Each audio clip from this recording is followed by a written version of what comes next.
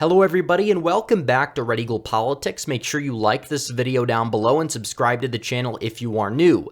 So Republicans this time, for the first time in a while, took the lead on the RCP generic congressional vote average for the generic ballot for the 2022 midterms.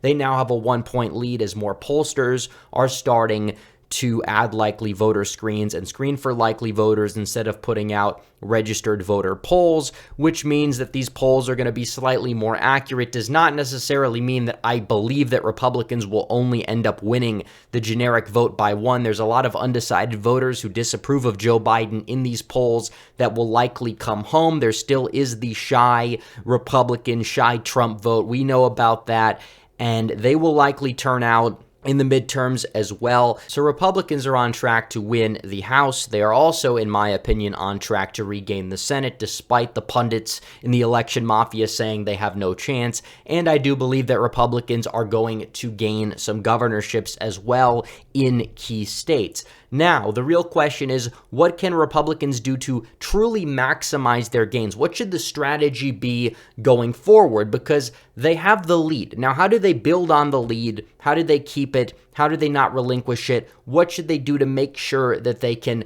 utterly demolish the Democrats come November? I'm going to explain the strategy and what the strategy needs to be in this video, but first I have to tell you guys about our latest sponsor over at Private Internet Access. Privacy on the web is very important, and there is no better way to ensure your privacy than to have a VPN.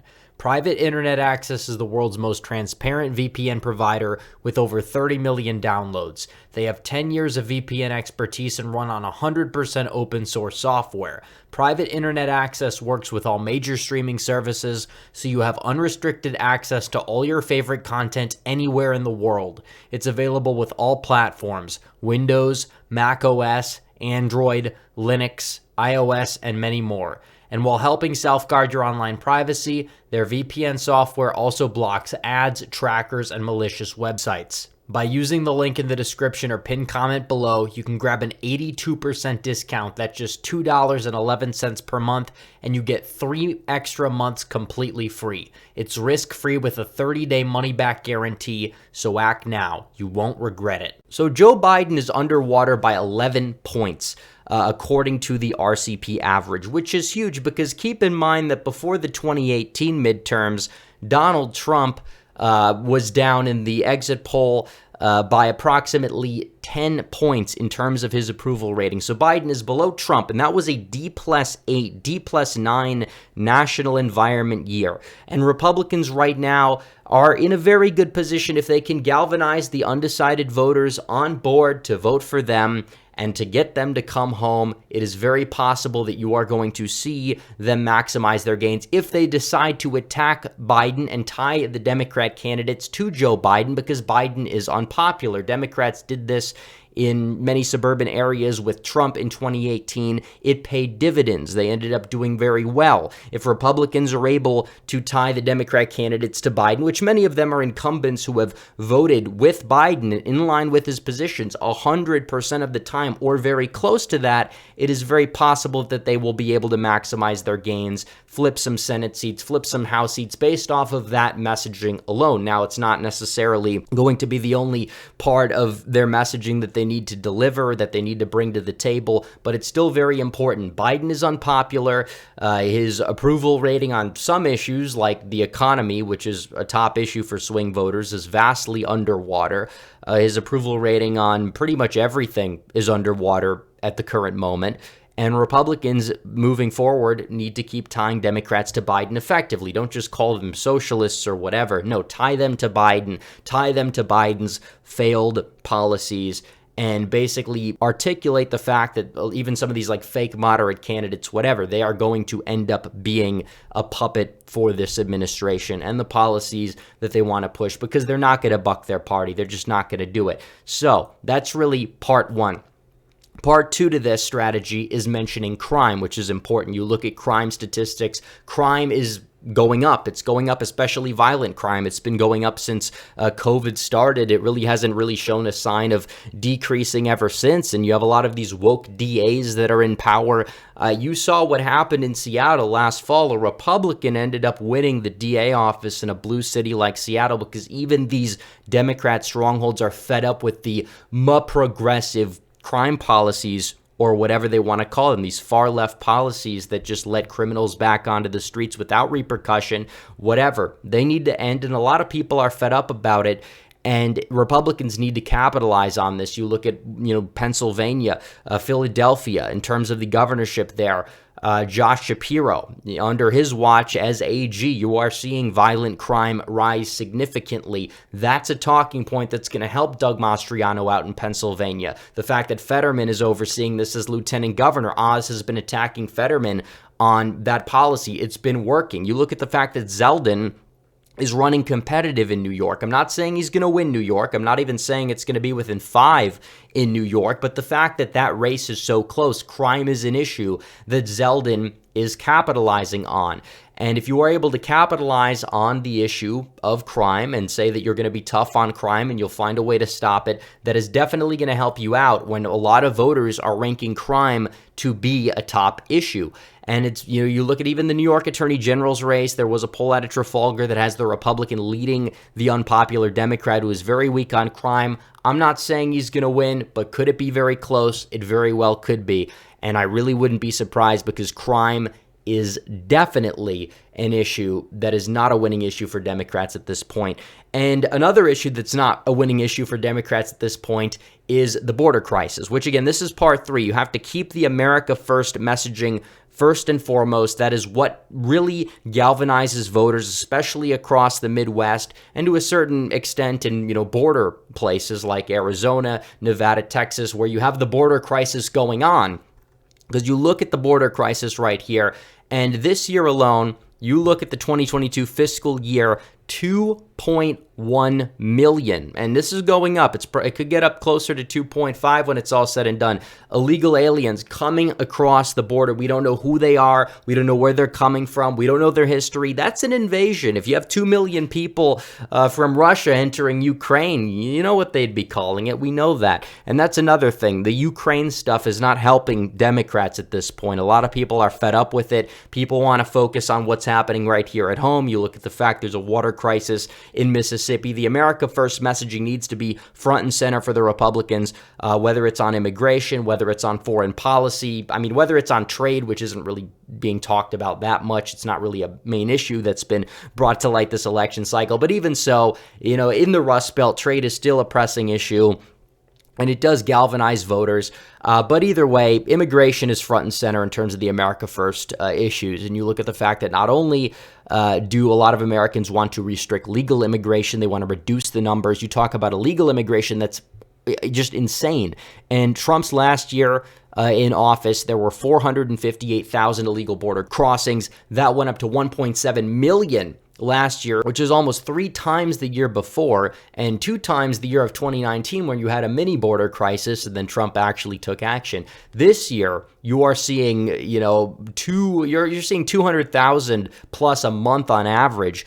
That was almost half of the 2020 number, and it's getting out of control under this leadership, which got rid of Trump's policy that was very helpful at the border, remain in Mexico. You're seeing it skyrocket significantly. It is insane. Democrats are getting absolutely skewered on this issue. That's going to help Carrie Lake win in Arizona by a surprisingly sizable margin compared to what a lot of people initially expected. And we were proven right about Arizona once again, but that's a topic for a whole different video. So, part 4 of this strategy, which needs to be brought up, is focus on the economy, which I did a whole video about this yesterday, but it's still very important. You talk about inflation. Inflation is still up. You can't solely run a campaign on inflation, but you can't ignore it either. You look at the stock market collapsing. The housing market is in limbo. House prices are falling for some reason for the first time in over a decade. And you look at the fact that the inflation rate is still ridiculously high. Now, should inflation be front and center when gas prices are going down? Maybe not, but gas prices are starting to go up again. So talk about food prices when gas prices are going down because food prices are still going up. And then if gas prices start to go up again, which many people are saying they can because Saudi Arabia only has so much oil, then you got to start talking about the gas prices. And they are going up again, and they should probably be talked about if they continue to go up again in October. And when they go up again, Democrats are going to fall down in the polls. So you got to capitalize on that. And if you are going to attack Dems on it, it will hurt them down the stretch because they have a trifecta. People are fed up because their pocketbooks are not exactly as filled as they used to be, I guess, in terms of their wallets, and they're going to want to get out and vote for change, and that is true. So I wanted to pull this up for part 5, the top issues according to Data for Progress, which is not exactly a poll with a Republican bias in the slightest. It's actually a far left Dem internal, but they polled the country and they asked them to pick your top 3 issues. So this does not exactly add up to 100%, but the percentage of people who said that inflation was a top 3 issue, 37% top issue in the country. Jobs in the economy, 35%. And then you look at the other issues that are in this poll.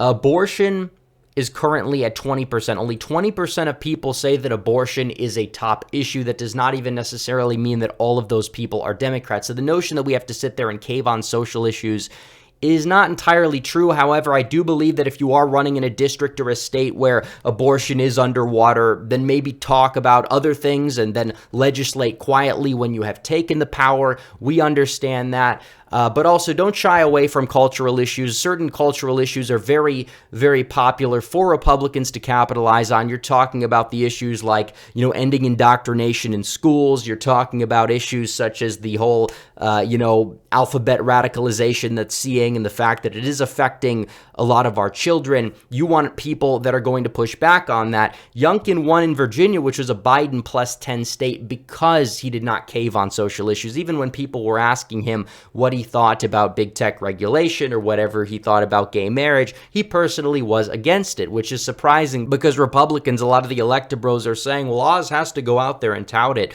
in Pennsylvania. It's going to help him. It's like, no, that's not how it works. But either way, he didn't cave. He talked about issues that mattered to people. He turned out the base. He still did respectably well in the suburbs. Has he been a perfect governor? No, I really don't think he is. I don't think he's the future of the Republican Party. But did he run a good campaign that we could look to and exactly use that as a case study for why shying away from social issues can be deadly for Republicans? Yes, you can't shy away from them. Be smart about it. Be smart about it. Have good optics. Understand what's popular in a certain state. If you run a single issue campaign on abortion in a state that abortion is underwater by 10 points in, you're probably going to lose. But if you focus on other issues in that state, and then when you take power in that state, legislate on the issue of abortion, pass a heartbeat bill, do whatever you have to do, ban it altogether if you potentially can, that would obviously be a much better net positive than somebody that just talks about it 24/7 and then loses by 10 points. So be smart about it in these districts that you're running in, or obviously they're going to have to be smart about it in certain states when they're running for governor. But this notion that, Doug Mastriano said this 2-3 years ago about abortion, it's running on advertisements across the country, that makes Mastriano DOA, that's not entirely true. And there's just so many people that will overreact to everything on the internet, which is why it gets very tiresome. But either way, you look at the actual data, you look at the actual strategy they need to employ, you look at what they can do to maximize their gains in the midterms. It's basically this simple. I'll reiterate it again. Tie the Dems to Biden. Keep talking about crime, be tough on it, keep the America First messaging regarding the border or foreign policy. Don't necessarily forget about the economy and just be smart about it. Actually get a pulse on what issues are affecting the people at the given time. And also just there's no need to cave on social issues, but be smart about it. So that's pretty much it. That is the strategy that will win Republicans the midterms by the widest possible margin. So anyways, guys, thanks for watching this video. Like this video down below, comment down below, subscribe to the channel, hit the bell for notifications so you never miss another video. Follow me on social media. The links are all in the description down below. As always, guys, thanks for watching. Red Eagle out.